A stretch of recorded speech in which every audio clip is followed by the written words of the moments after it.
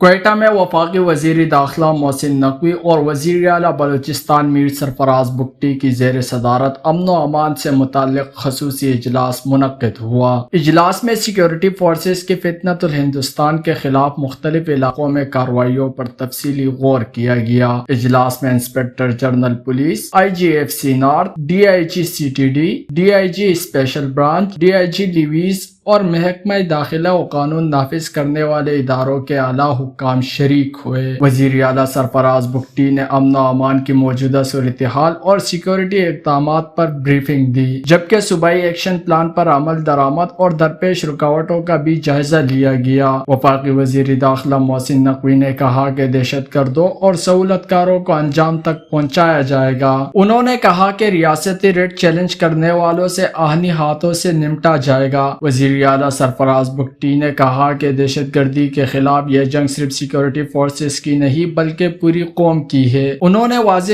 کیا کہ صوبے میں سب ورژن اور دہشت گردی میں ملوث عناصر کے خلاف کارروائیاں مزید تیز کر دی جائے گی۔ اجلاس میں اس عزم کا اظہار کیا گیا کہ بلوچستان میں امن کے قیام کے لیے ریاستی ادارے مکمل ہم آہنگی سے سرگرم ہے اور سیکیورٹی فورسز و عوام کی قربانیاں ہرگز رائیگاں نہیں جائے گی۔ وش نیوز، کوئٹہ، بلوچستان۔